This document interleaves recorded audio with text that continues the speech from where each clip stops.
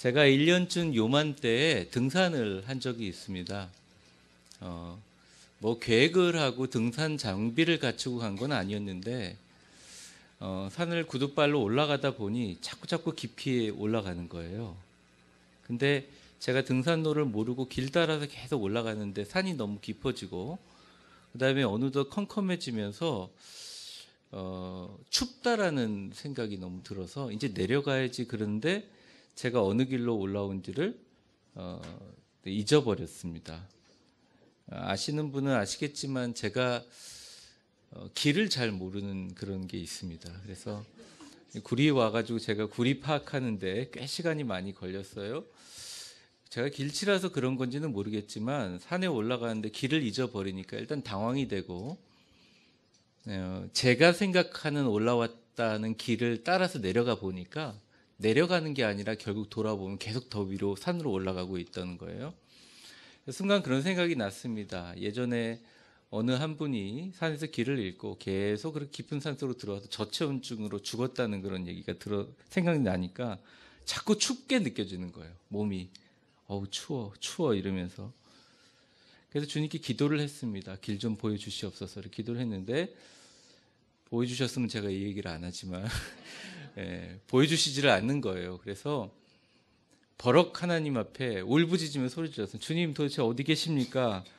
저 좀 보여주세요. 그리고 소리를 지르니까 그때 참 신기한 현상을 체험했는데, 가슴 밑바닥서부터 이렇게 올라오는 뜨거운 뭔가가 이렇게 있었어요. 그리고 몸이 따뜻해지더라고요. 그러면서 마치 이제 제가 운동을 할 때, 탁구를 치거나 테니스를 치거나 할 때 공의 궤적이 보이듯이 생전 처음 본 길들이 이렇게 오른쪽으로 돌아가 있는 산길들이 보이는 거예요. 그래서 제가 순간 고민했습니다. 이거대로 주님 걸어가란 얘기입니까? 라고 했는데, 제가 이렇게 하면서 계속 이런 식으로 산을 내려가는 것 같기는 하더라고요. 나중에 딱 내려가 보니까 그 산길이 바로 주차장, 제가 세우는 차로 딱 내려가는 길이었습니다. 제가 그 경험을 하면서 이렇게 쉽게 얘기하지만 저 나름대로는 굉장히 압도적인 그런 경험들을 했거든요.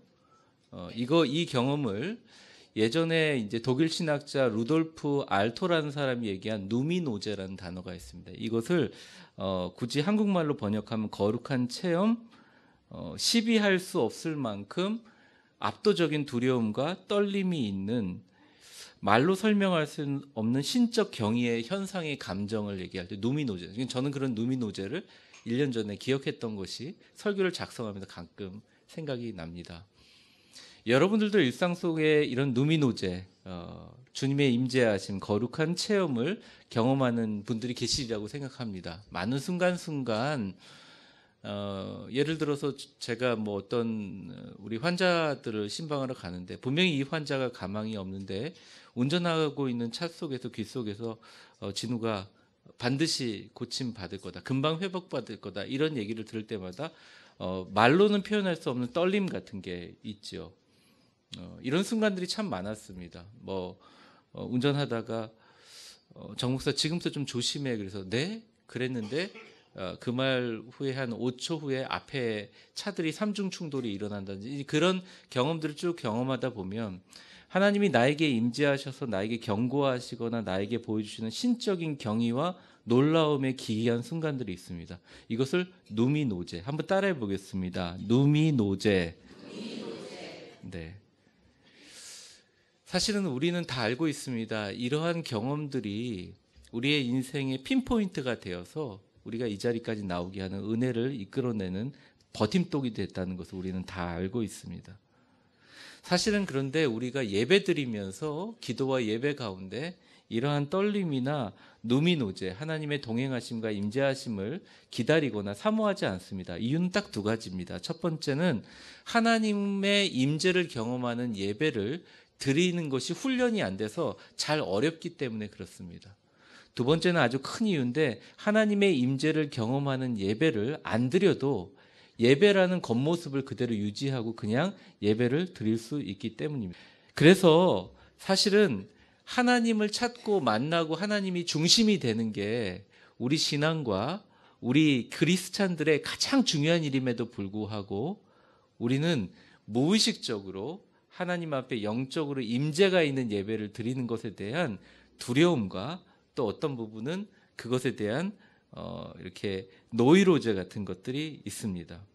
대부분 자신의 필요와 또 연약한 자신의 소원과 기도만을 생각하지 하나님의 임재하심이 절대적으로 내 삶 속에 필요하다고 느끼지 못하며 사는 것이 많은 것 같습니다. 여러분에게 좀 질문하고 싶습니다. 사실은 크리스찬들은 하나님을 찾고 그의 임재를 기다리고 그분의 거룩한 임재가 우리에게 임한다고 확신하고 우리 말을 들으시고 우리 가운데 역사하시는 주님이 계신다는 마음을 가지고 있어야 그것이 훈련된 상태에서 예배를 드릴 때마다 아버지가 아들에게, 아들이 아버지에게 얘기하듯이 하나님과의 영적인 교통이 있는데 우리는 참 많은 예배를 드리지만 그때그때마다 하나님의 임재가 꼭 필요하다는 사실을 잊어버리고 있습니다. 여러분에게 질문하고 싶습니다. 오늘 이 자리에 나오신 사랑하는 위대한 교회 성도분들에게는 하나님을 진짜 하나님의 임재를 만나고자 하는 갈망이 여러분에게 계십니까? 질문하고 싶습니다. 아멘이라고 대답하시는 분도 계시지만 그 질문을 보면서 한번 생각해 보리라고 생각합니다. 참 이상해요. 하나님께서 사람을 쓰실 때 말이죠. 그 사람의 어떤 지혜라든지 똑똑함을 두고 쓰시지는 않는 것 같아요. 예수님의 제자도 그랬고 앞으로 보여지는 수많은 신앙의 위인들도 그렇습니다. 그 사람의 윤리성을 갖고 쓰시냐? 또 그런 것 같지도 않아요. 그 사람이 가지고 있는 성실함을 갖고 쓰시냐? 사실 그런 것 같지 않아요. 그 우리의 성실함과 윤리성과 우리가 갖고 있는 생각들은 우리가 우리 자신을 보면서 하나님이 이런 사람을 쓸 거라고 예상하는 것뿐이지 실제 하나님이 쓰시는 것은 하나님이 자신과 관계성을 간절하게 찾는 사람을 쓰신다는 거예요.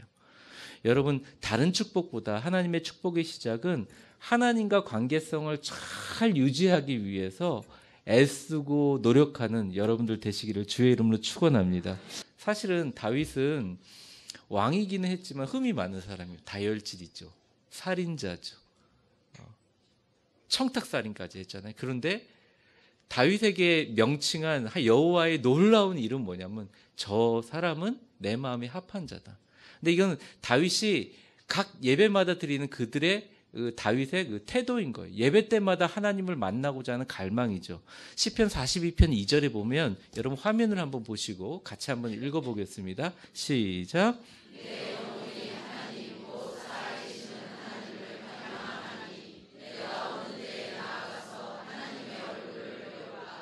네, 살아계시는 하나님을 갈망하고 하나님의 얼굴을 보고자 하는 마음을 가지고 있는 다윗을 하나님이 쓰시고 사랑하시고 축복하셨다는 거예요.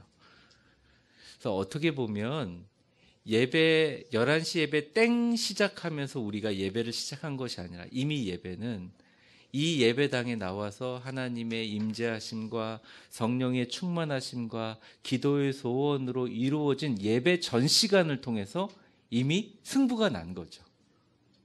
사랑하는 성도 여러분, 오늘은 그래서 저는 이러한 하나님의 임재가 살아있는 예배가 우리 교회 예배가 되기를 바라고 실제로 그렇게 되고 있고 여러분들 삶 속에 그러한 예배가 계속 이어지기를 주의 이름으로 축원합니다.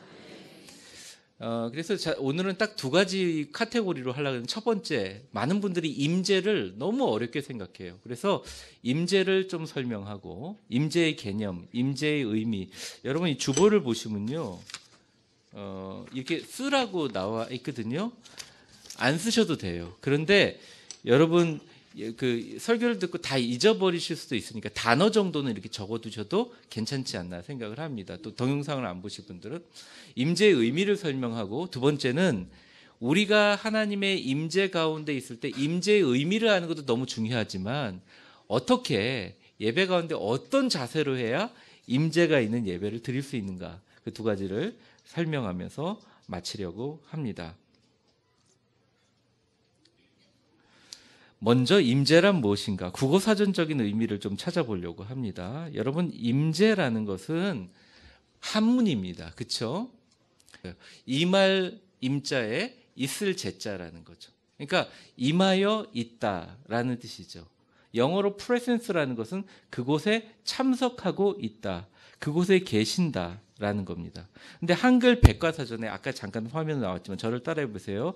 임재란 기독교에서 하나님이 인간에게 나타나는 것. 네.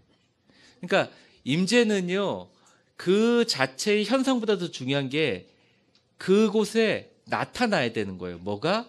하나님이. 하나님의 영이, 하나님이 실제로 삶 속에서 나타나는 역사를 의미하는 것입니다. 하나님이 내 삶에 실제로 나타나는 거예요. 그래서 많은 분들이 임재 되게 어렵게 얘기하는데 여러분 이렇게 대답하시면 됩니다. 임재란, 다시 한번 해보세요. 임재란 하나님이 내 삶에 실제로 나타나는 것을 의미한다. 뭐 여러 가지가 다 임재인 거죠. 우리 삶 속에서. 성경의 오늘 본문에 1절에 보면 하나님의 임재하심을 경험하는 모세의 경험이 있습니다. 1절을 같이 읽어보겠습니다. 시작. 모세가 그의 장인 미디안 제사장 이드로의 양떼를 치던 그 떼를 네, 모세가 장인어른의 양떼를 치다가 그 떼를 광야 서쪽으로 인도하여 하나님의 산 호렙에 이릅니다. 누가 누구를 인도하는 거죠?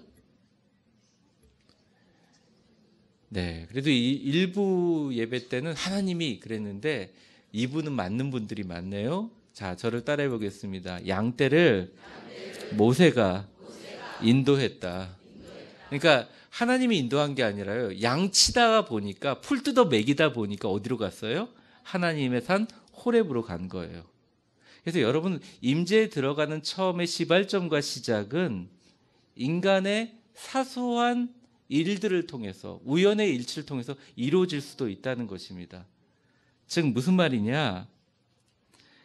우리가 하나님을 만나러 계획하고 하나님의 산으로 가서 하나님이 만나 주시는 게 아니라 하나님께서 우리로 하여금 어떤 상황이든지 간에 우리의 모든 삶의 경륜을 조장하셔서 우리를 통해서 이 자리에 만나게 하신 하나님의 정권적인 주도하심이 있었다는 것이에요. 마치 장인어른 양떼들 풀 뜯어 먹이다가 가보니까 하나님의 뜻이 있는 거룩한 하나님의 성산 호렙에 이르게 되었다는 것입니다. 여러분 이 자리에 오신 분들 다 축복하는데 혹시나 1년이나 2년 전에 이 자리에 모여서 예배 드릴 걸 예상하신 분은 아무도 안 계시라고 봅니다. 아마 제일 예상하지 않았던 건 저였던 것 같아요. 여러분 우리가 인생을 살아가면서 느끼는 거룩한 깨달음은 뭐냐면 하나님께서 엄청난 계획과 놀라운 방법으로 우리가 한 것이 아니라 하나님의 인도하심이 있어 이 자리에 온 거예요. 우리의 계획대로 하나님을 찾아간 것이 아니라 살다 보니 하나님께서 우리를 이 자리에 인도하신 것입니다. 하나님의 산 호렙을 만난 모세처럼 여러분들도 위대한 교회를 만난 것이 하나님의 은혜이고 인도하심임을 믿습니다. 그러니까 옆 사람이 얼마나 축복과 은혜가 돼요? 옆 사람에게 한번 우리 축복해 보겠습니다. 당신이 내 옆자리에 앉은 것을 하나님의 진짜 은혜이고 축복입니다. 이 내용이 2절에 보면 더 확실하게 나와 있어요. 같이 한번 읽어보겠습니다. 시작. 여호와의 사자가 떨기나무 가운데로부터 나오는 불꽃 안에서 그에게 나타나시니 그가 보니 떨기나무에 불이 붙었으나 그 떨기나무가 사라지지. 자, 2절에 보시면 우리가 사실은 위대한 교회 나왔잖아요. 근데 우리 계획이 아니라 하나님이 인도해 주셔서 나오잖아요. 그러면서 이제 임재로 들어가는 어떤 방법들, 내용들을 보여주시는데 여기서 우리가 좀 생소한 단어가 나옵니다. 한번 따라해 보겠습니다. 여호와의 사자. 네, 히브리 말로 말라크라고 합니다. 발음 말라크 이렇게 발음하는데 여호와의 사자가 뭐냐? 여호와의 메신저, 여호와께서 보내신 사람. 그런데 이 히브리어 맥락 가운데 여호와의 사자를 보통 천사나 천군 천사를 쓸 때 사용했는데 여기에 나오는 떨기나무 불꽃이 붙은 가운데 뒤에 계시는 여호와의 사자를 쓸 때 용어는 하나님과 동격을 쓰는 사자라는 용어를 썼다는 거죠. 이것에 대해서 논란이 많은데 정답을 드리겠습니다. 우리 신학자들이 연구해서 나온 주석에 보면 여호와의 사자는 바로 성육신하여 예수 그리스도로 이 땅에 오시기 전에 성자 예수님. 한번 따라해 보겠습니다. 성육신하기 전에 하나님의 아들이신 예수 그리스도. 그러니까 예수 그리스도께서 나타나시는데 어떻게 나타나시느냐? 한번 저를 따라해. 불꽃 안에서 그에게 나타나시니라.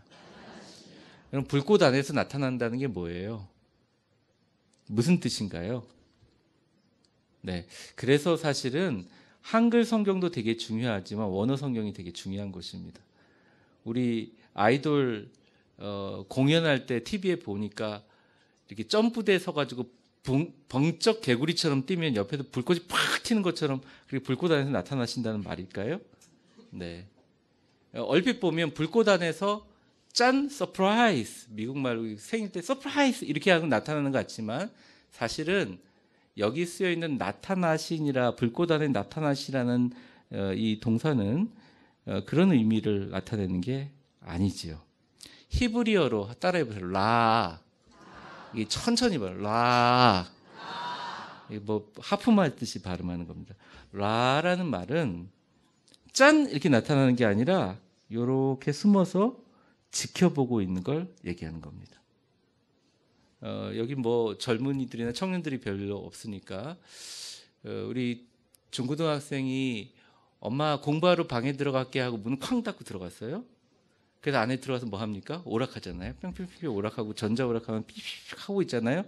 근데 엄마가 문을 두드리고 들어가려다가 얘가 뭘 하나 보고 싶어서 문을 소리 나지 않게 싹 열고 롤케이크하고 오렌지 주스 들고 딱 갔는데 얘가 뿅뿅뿅뿅 한다든지 뭐 이상한 걸 보고 있으면 조용히 문을 닫고 다시 들키지 않게 하잖아요.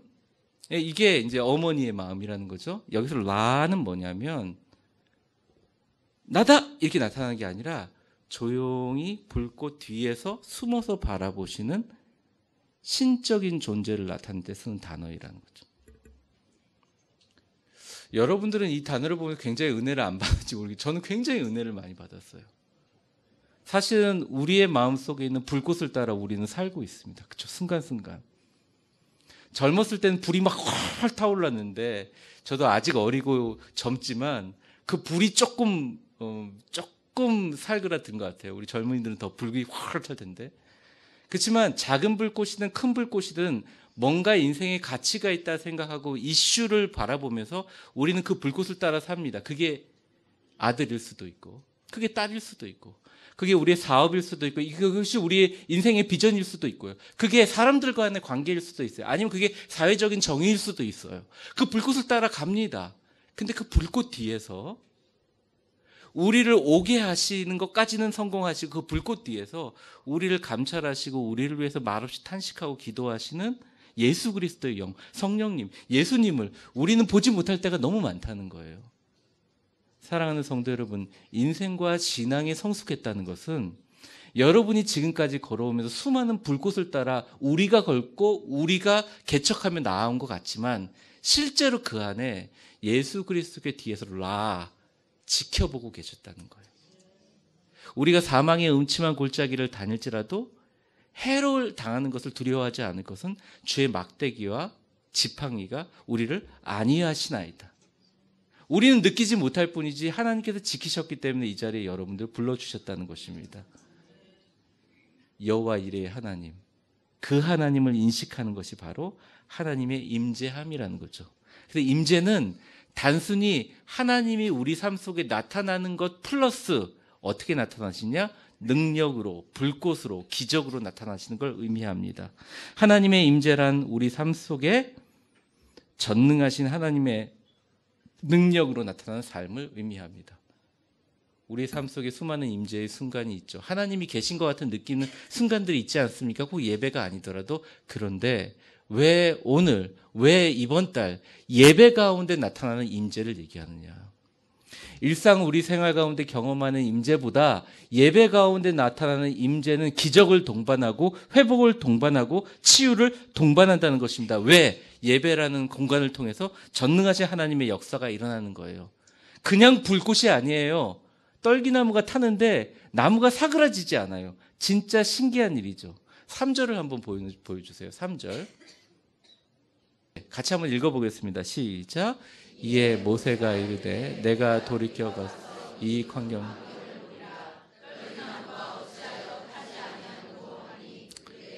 네, 비자연적인 현상이죠. 사랑하는 성도 여러분, 우리가 임재를 그냥 제가 마무리하면 임재는 하나님이 내 삶 속에 나타나는 건데 그냥 나타나는 게 아니라 능력으로 나타나는 것이다. 그 능력으로 나타나는 임재를 예배 가운데 사모하고 바라면 놀라운 하나님의 기적이 일어난다는 말씀을 드렸습니다. 우리 위대한 교회가 하나님의 임재를 사모하고 하늘문이 열리는 임재가 가득한 예배를 드린다면 주님께서 나타나실 뿐만 아니라 여러분에게 불이 붙지만 사라지지 않는 떨기나무 같은 초자연적인 현상과 능력으로 나타나 주실 줄 믿습니다. 예배를 통해서 마음의 상처가 치유되고 병고침의 역사가 일어나고 풀리지 않는 사업의 아이디어가 생겨나고 하나님의 말씀을 통해서 미워하던 사람들을 사랑하게 하고 슬픔의 감정이 춤이 되는 기적이 일어나기를 주의 이름으로 축원합니다. 그리고 일어납니다. 저는 논문의 아이디어가 잘 떠오르지 않을 때 평신도로 잠깐 몇 년 동안 새들백 교회를 다닐 때마다 새들백 교회 3부 예배, 4부 예배, 또 2부 예배 너무 좋아해서 리고레 목사님 설교하실 때 맨 앞자리에 앉아서 들었어요. 근데 참 신기하게 그때마다 찬송가의 가사나 말씀을 통해서 논문의 아이디어를 주시고 내 삶의 통로를 헤쳐나갈 하나님의 말씀을 주시더라는 거죠. 사랑하는 성도 여러분, 하늘문이 열리는 임재 예배를 드리는 이유가 있습니다. 우리 삶 속에 이대로 만족하는 것이 아니라 기적과 축복과 하늘의 문이 열리는 역사가 일어날 것을 믿기 때문입니다. 여러분에게 그러한 역사가 일어나기를 주의 이름으로 축원합니다. 그러니까 임재의 개념은 이렇게 간단해요. 하나님이 나타나는데 능력으로 나타난다. 이해되셨죠? 그러면 문제는 임재의 개념을 아는 게 중요한 게 아니라 이 임재에 있는 예배를 드리기 위해서 우리가 어떤 그릇이 돼야 되고 어떤 마음의 자세를 가져야 되고 어떤 모습으로 나아가야 되는지가 이제 4절과 5절에 나와 있다는 거죠. 첫 번째 절을 한번 따라해 보겠습니다. 예배 중에 나타나는 영적 현상에 집중하고 하나님을 만나려고 연습해야 합니다. 이걸 거룩한 임재의 연습이라고 하는데 먼저 4절을 한번 보겠습니다. 4절을 보면 다시 한번 보면 같이 읽어보겠습니다. 시작. 여호와께서 그가 보르고 돌이켜 오는 것을 보신지라 하나님이 떨기나무 가운데 그를 불러 이르시되 모세야 모세야 하시매 그가 이르되 여러분 모세가 처음에 떨기나무 앞에 만났을 때 불꽃 뒤에서 이렇게 라로 계시던 분이 누구라 그랬죠? 여호와의 사자. 제가 그것을 뭐라고 했습니까? 성육신 되기 전에 예수 그리스도라고 얘기했죠. 그 다음에 4절로 딱 넘어왔는데 여호와의 사자라고 해놓고 누구 한 명이 또 나옵니다. 뭐라고 되어 있습니까? 여호와께서 이렇게 나옵니다. 이것을 이제 히브리어로 보면 야훼라고 해요. 야훼라는 하나님의 이름은 전능하신 성부 하나님을 의미합니다. 한번 따라해 보겠습니다. 전능하신 아버지 하나님. 그러니까 여러분 잘 따라오시면 처음에 불꽃 뒤에서 이렇게 계신 분은 아들 예수님이셨잖아요. 그리고 그 와중에 진짜 3절에 보면서 3절에 야 이게 뭐 어떻게 불이 안 붙냐? 그리고 가까이 오니까 아버지 하나님이 그가 보려고 뭘 보려고 떨기나무를 보려고 돌이켜서 칼에다가 이렇게 돌이켜서 오는 것을 보고 계신 거예요. 근데 그 다음에 주어가 또 다른 이름이 나옵니다. 한번 따라해 보겠습니다. 하나님이. 자, 그런데 여기서 우리 한국말로 번역하면 이 하나님이가 그냥 다 하나님이잖아요. 근데 굳이 한국말로 번역하면 굉장히 이상한 말이 되고 마는데 저를 한번 따라해서 하나님들께서 이해가 되세요? 이 말이? 이게 히브리 말로 엘로힘이라는 말이에요. 엘로힘은 뭐냐면 하나님인데 복수의 하나님, 다수의 하나님, 한 분이 아니라 같이 일하는 하나님. 뭐예요? 삼위일체 하나님. 왜 이런 식으로 얘기하면서 그 삼위일체 하나님이 떨기나무 가운데 그를 불러 모세야 모세야 하심에 그가 대답해 내가 여기 있나이다. 이렇게 대답하는 단계가 나옵니다. 여러분, 우리가 처음에 교회를 나올 때, 예배로 들어갈 때 예수를 주님으로 고백하면서 이 자리에 나왔잖아요. 우리의 삶 속에 여러 가지 어려움과 불꽃과 힘듦이 있었지만 예수 그리스도께서 우리를 인도해 주셨기 때문에 이 교회로 나오시지 않았습니까? 그래서 사실은 예배로 들어가는 분들의 거의 영적인 첫 번째 단계는 예수를 믿어 구원받는 단계입니다. 그래서 거기에 만족하면 그냥 나는 예수를 믿어 구원받았기 때문에 내가 신앙인으로서의 의무의 예배를 잘 감당한다 정도의 예배를 드려요. 그리고서 내 삶에 이렇게 신기한 불꽃 같은 현상이 일어나 기적이 일어나면 참 감사하다 내지는 뭔가 하는 호기심으로 하나님 앞에 가까이 가게 됩니다. 그런데 교회를 계속 다니면서 신앙이 깊어지고 하나님과 영적인 체험을 하게 되면 두 번째 단계가 일어나는데 뭐냐면 목회자의 말을 통해서 그 선포되는 말씀 속에서 하나님께서 말씀하신다는 걸 깨닫게 돼요. 염려하지 마라. 두려워하지 마라. 내가 너와 함께함이라. 내가 너를 반드시 축복하리라. 내가 너를 번성케 하리라. 때로는 회개하라. 너는 내게 부르짖으라. 수많은 하나님의 말씀을 통해서 또 주일날 목사님의 설교 외에도 수많은 여러분들 성경을 통해서 아니면 방송을 통해서 어떤 음성을 통해서 하나님의 음성이 들려질 때 우리에게 깨달음을 하면서 처음에 예수 믿고 구원받는 보혈의 피보다 조금 더 깊이 들어가는 깨달음의 예배를 드리게 됩니다. 그러니까 아마 대부분의 분이 그런 예배를 드리고 계시라고 해요. 오늘도 가서 하나님 말씀을 통해서 우리 깨닫자. 그리고 하나님 말씀 갖고 같이 한번 일어서자. 그런데 임재가 있는 예배는 그게 아니라 말라크, 처음에는 여호와의 사자인 예수 그리스도, 하나님이 보내신 예수 그리스도의 보혈의 공로로 들어왔다가 야훼 하나님, 하나님의 말씀을 통해서 깨닫고 납득되며 마음에 감동이 있어서 그것으로 삶의 지표를 살면서 예배의 입구까지 들어왔다가 예배의 깊숙한 지성소로 들어갈 때는 드디어 앞에 나와 있는 엘로힘, 하나님이 부르는 거예요. 그 하나님 뭐냐? 성부, 성자, 성령. 자, 앞에 성자가 나왔고 성부가 나왔지만 하나 빠진 게 누굽니까? 성령이죠. 그러므로 여러분, 지성소로 들어가는 예배, 깊이 있는 예배의 임재를 위해서 얼마나 성령님이 필요한지를 얘기할 수 있어요.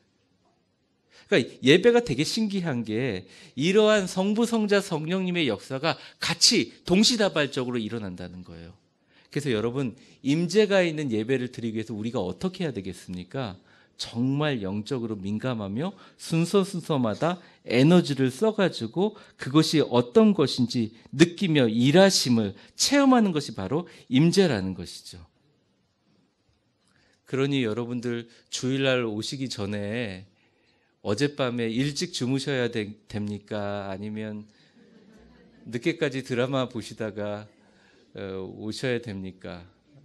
뭐 율법을 강조하고 싶지 않습니다. 여러분 체력이 아주 튼튼하면 그러셔도 되는데 가끔 보니까 딱 한 분 계신데 한 분이라면 상처받을까요? 딱 세 분 그렇게 계시는데 어제 늦게까지 뭐 12시 가까이 드라마도 보고 막 감동도 받고 막 거기서 막 은혜도 받고 눈물도 흐리고 안타까워도 하다가 잠 조금 주무시고 허둥지둥해서 만약 예배로 왔다면 사실은 주님께서 지금도 여러분들을 그것보다 더 깊이 이 예배다 온 정신을 집중하고 최선을 다해서 지금 찬송을 통해서 성령님이 일하고 계시는구나.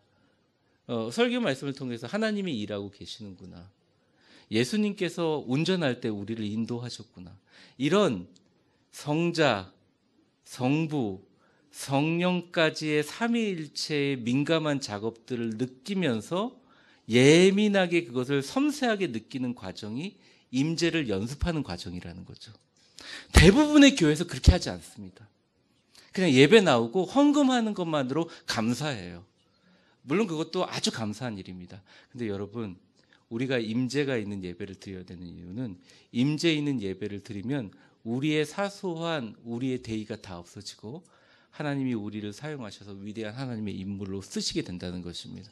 우리의 청년들이, 우리의 중고등학생들이, 우리의 유소년부 아이들이, 우리의 유아 유치부 아이들이, 우리의 다음 세대들이, 우리 30대, 40대, 50대, 60대, 70대, 80대, 계속 나가는 90대, 우리 100대는 없으니까 하여튼 모든 성도들이 영적인 현상에 집중하며 하나님을 만나려고 깊이 체험하면 그 가운데 하나님의 일하심을 보게 된다는 거예요. 하나님은 모세를 위대한 민족의 지도자로 쓰기 위해서 아예 처음부터 부를 때 이러한 예민한 과정, 여호와의 사자를, 야훼를 보내고 여호와를 보내고 그 다음에 하나님이라는 엘로힘의 삼위일체 하나님이 일하셨다는 거죠. 지금도 여러분들을 통해서 일하시는 줄 믿습니다. 그래서 임재하는 예배를 못 드리면요, 교회에 그거 외에 딴 게 많이 보여요. 살아가는 성도 여러분, 저를 한번 같이 따라해 보시죠. 예수님으로 인해 교회에 나오게 되고 말씀으로 하나님을 만나 깨닫게 하시고 성령으로 더 깊이 삼위일체 하나님을 경험하게 하시는 당신을 찬양합니다. 이것이 연속적으로 일어나는 것이 임재의 예배라는 거죠. 그래서 우리의 기도가 늘 하나님의 임재로 향하여 있다면 주님이 다윗처럼 귀하고 아름답게 쓰여주실 줄 믿습니다. 제가 늘 기도하는 게 예배 전에 이렇게 기도합니다. 예수님, 내 십자가 보혈로 나를 씻어 주시옵소서. 하나님, 나에게 말씀하여 주시옵소서. 그래야 제가 말씀을 전할 수 있습니다. 성령님, 제가 잘 알지 못하니 모든 성도들을 성령님으로 지키시고 인도하시고 가르쳐 주시옵소서.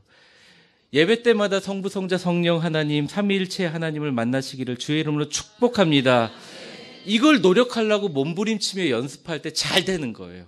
나중에 현상들이 보이기 시작하는 거예요. 여러분들 그렇게 되기를 주의 이름 축복합니다. 오늘 마지막, 그러면 첫 번째가 민감하라는 거잖아요. 두 번째는 뭐냐? 신을 벗으라는 겁니다. 5절을 한번 읽어보겠습니다. 5절 같이 읽겠습니다. 시작. 하나님이 이르시되 이리로 가까이 오지 말라. 네가 선 곳은 거룩한 땅이니 내 발에서 신을 벗으라. 네. 하나님이 이르시되 이리로 가까이 오지 말라. 자, 모세야 부른 분이 누굽니까? 하나님이잖아요. 근데 불러놓고 왜 가까이 오지 말라 그랬을까요? 예를 들어 그런 거죠. 집사님 하고 집사님이 오셨어요. 아유, 집사님 안녕하세요 이게 아니라 가까이 오지 말라 이러면 어떡하겠어요? 제가 교회 나만 아겠습니까? 네. 주님께서 가까이 오지 말라고 하는 이유가 있습니다. 모세를 사용하기를 원하고 모세를 통해서 이스라엘 민족을 구원하기를 원하셨다는 거예요. 위대한 역사를 이루시기 위해서 이유가 있습니다. 저를 따라해 보세요. 네가 선 곳은 거룩한 땅이니 내 발에서 신을 벗으라. 아무리 세상적으로 똑똑하고 의로운 사람이라고 하더라도 예배당이라는 공간이 하나님의 전이라고 의식하지 않고 와서 자신이 가지고 있는 신을 그대로 신고 온 사람들에게 하나님은 호의적이지 않습니다. 참 신기해요. 제가 많이 경험해 보는데 호의적이지 않아요. 그리고 하나님께서는 그런 예배들을 받지 않으십니다. 사랑하는 우리 위대한 교회 모든 성도분들의 예배는 그렇지 않아서 너무 좋아요. 저는 순수한 마음으로 예배드리고 신앙적인 관심으로 이 자리에 오신 분들을 너무 사랑하고 축복합니다. 고대 근동의 신발이라는 것은 그냥 갖고 있는 신발의 의미를 보호하는 게 아니라 그 신발은 사람들의 존재 전체와 내적 풍성과 외적인 행동 총체를 의미했다는 거예요. 그러니까 옛날에 집주인이 노예가 한 명 종이 딱 들어오면 종이 딱 마음에 들고 이 사람을 이 집을 전부 다 관장하는 집사로 쓴다면, 우리 그 집사님의 집사가 아니라 집사로 쓴다. 이게 전체를 관장하는 어떤 사람 쓸 때 딱 얘기를 한답니다. 신을 벗으라라고 얘기합니다. 신 벗으라는 것은 네 발 들어오니까 씻으라 이런 의미가 아니라 너는 이제 내 사람이다. 이런 의미입니다. 근데 신이라는 것은요, 종교적인 의미로 얘기하면 우리가 가지고 있는 모든 죄악된 품성과 하나님의 임재 외에 생각하는 모든 찌꺼기 같은 것들을 의미하는 것이죠. 오물과 먼지가 묻는 고대 근동지방의 샌들이기 때문에 거기에 묻어있는 더러운 행위들과 성품과 죄악에 오염된 우리의 모습들을 벗고 주님 앞에 나와야 된다. 왜? 주님의 거룩한 곳이기 때문에. 여러분, 이 자리에 오셨는데 세상의 것들을 가지고 오신 분들이 계시잖아요. 너무 죄책감 느끼지 마세요. 세상의 것들을 우리가 달고 살 수 있습니다. 그런데 이 마음은 저와 여러분들 같이 가져야 될 것 같아요.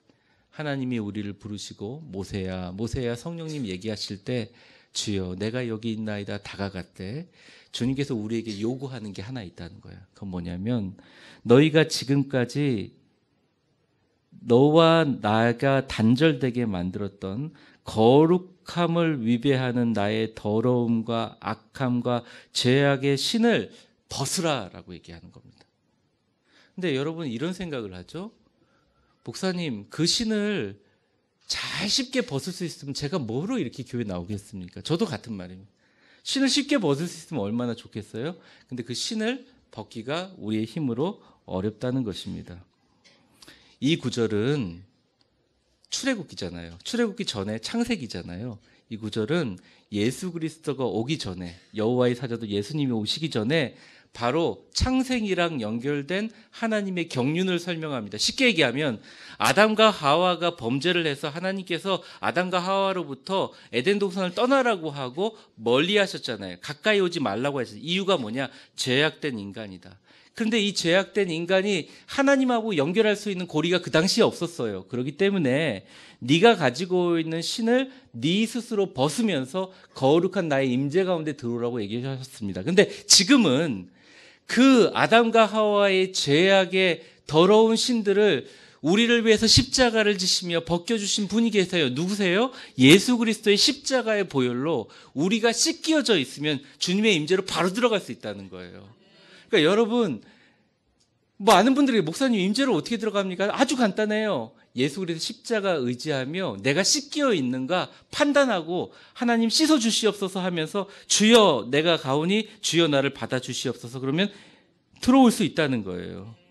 찬송가 259장 한번 찬양 한번 해볼까요? 259장 우리 한번 빠르게 한번 찬양해 보겠습니다. 그냥 의미를 생각하면 예수 십자가에 흘린 피로써 그대는 씻기어 있는가 더러운 죄 회개하는 능력을 그대는 참 의지하는가 예수의 보혈로 그대는 씻기어 있는가 마음속에 여러 가지 죄악이 깨끗이 씻기어 있는가 주 예수와 밤낮으로 늘 함께 그대는 행동을 하는가 아무 때나 어디서나 그대는 십자가 붙들고 있는가 예수의 보혈로 그대는 씻기어 있는가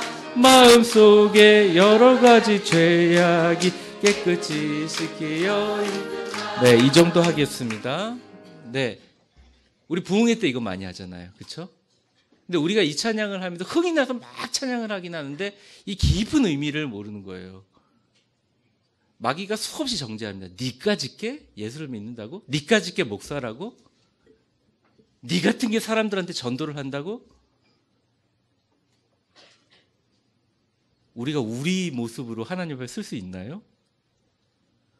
우리 주 예수 그리스도가 덮어준 보혈 때문에 우리가 수많은 단계를 스킵하고 우리를 위해서 죽어주신 예수 그리스도 십자가 때문에 우리가 걸어갈 수 있잖아요. 임재는 굉장히 생각보다 간단해요. 예배에 집중되지 않으면 십자가에 집중하세요. 보혈에 집중하세요. 주님 앞에 집중하세요. 그리고 그분 앞으로 나아가면 하나님의 보혈의 능력이 우리로 하여금 성큼 다가가게 하십니다. 그 과정을 모세에게는 신을 벗으라는 너의 모든 것을 그리스도 앞에 복종시키고 너의 모든 의의를 십자가에 못 박고 너가 지금까지 가지고 있는 모든 것들을 배설물처럼 여겨서 우리 주 예수 그리스도의 십자가를 존귀하기 위해서 나가라는 의미로 우리에게 적용될 수 있다는 거예요. 굉장히 간단하죠? 여러분 말씀을 정리해 보겠습니다. 임재란 뭐냐? 간단합니다. 하나님이 이 세상에 나타나는 것, 우리에게. 어떻게 나타나냐? 능력으로 나타나는 것. 근데 예배 임재가 왜 중요하냐? 예배 임재가 일어나면 나타날 뿐만 아니라 능력과 기적과 축복의 역사가 일어난다. 그리고 그 후에 어떤 역사가 일어나느냐? 임재에 들어가기 위해서 첫째, 민감해야 된다. 성자 하나님, 성령 하나님, 성부 하나님이 단계적으로 일어나는 걸 느끼면서 연습하면서 느낄 수 있다. 그리고 그 임재를 확증하기 위해서 예수 그리스도 십자가를 우리 신을 벗을 때 모세를 받아준 것처럼 우리를 부를 수 있다. 여러분, 아무개야 아무개야 부르시는 주님의 음성, 모세야 모세야 불러주시는 깊은 임재 가운데 하루 종일 주님과 동행하고 싶지 않으십니까?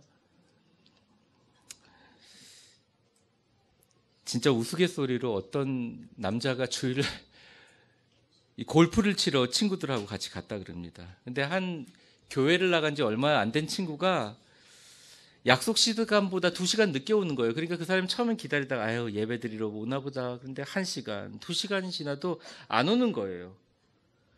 근데 2시간이 탁 지나니까 늦게 왔습니다. 그러니까 화를 냅니다. 너 왜 이렇게 약속 안 지키고 늦는 거야? 그러니까 그 친구가 고백합니다. 내가 교회 나온 지 얼마 되지 않아가지고 사실 주일 예배 빠지는 게 마음에 너무 걸렸어. 그래서 동전을 팅 던져가지고 앞면이 나오면 교회 가고 뒷면이 나오면 골프를 치러 가기로 했다. 그러니까 불신자 친구가 얘기합니다. 아 그래 네가 그래도 앞면이 나와가지고 교회 나가느라고 갔다 온 거구나. 그랬더니 그 친구가 이렇게 얘기하는 거야. 아니 2시간 동안 계속 앞면이 나와가지고 뒷면이 나올 때까지 동전을 던졌다는 거예요.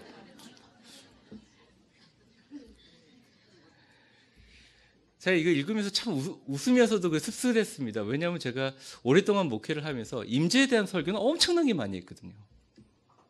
어떨 땐 이런 생각, 성도들이 진짜 임재를 원하지 않는 게 아닌가. 의도적으로 동전 앞면이 계속 나오면 아닙니다. 주님 이건 아닌 것 같습니다. 뒷면 나올 때까지 계속 던지고 있지 않나 그런 생각이 드는 거예요. 여러분 주님의 임재를 다 경험하시기를 주의 이름으로 축원합니다. 너무나 깊은 은혜와 하늘문이 여러분에 열리는 놀라운 기적과 축복이 넘치게 될 것입니다. 우리 기도